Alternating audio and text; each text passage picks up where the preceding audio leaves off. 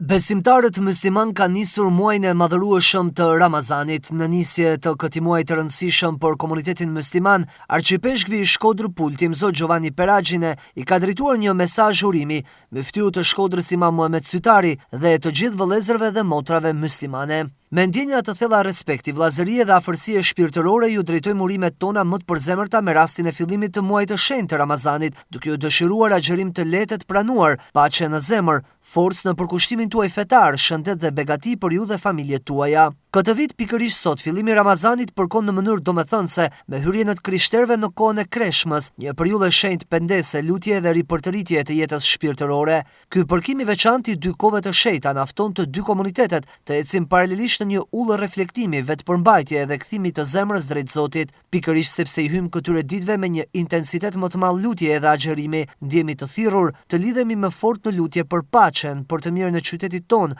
për familjet tona, për të varfrit, për të rinjt dhe për të gjithë ata që përballen me vështirësi, pasiguri dhe vuajtje. Lutja e përbashkët, edhe pse e shprehur në forma të ndryshme, bëhet një zë i vetëm që ngrihet drejt Zotit për drejtësi, pajtim dhe shpresë. Në këtë kohë të shenjtë, vlerat që na bashkojnë, solidariteti, mëshira, respekti për tjetrin dhe përgjegjësia për të mirën e përbashkët marrin një kuptim edhe më të thellë. Kjo është një kohë bashkimi vllazëror që na përgatit të dy komunitetet për të qenë ndërtues të paqes dhe dëshmitar të bashkëjetesës së mirë në shoqërinë tonë. Duke u shoqëruar me lutje të sinqerta, urojmë që ky Ramazan të jetë për secilin prej jush një kohë drite, bekimi dhe ripërtëritje shpirtërore dhe të kontribuojë në forcimin e paqes, harmonisë dhe mirësisë ndërmjet të gjithë bijve dhe bijave të vendit tonë, e përfundon mesazhin e tij arcipeshkvi Peragjine.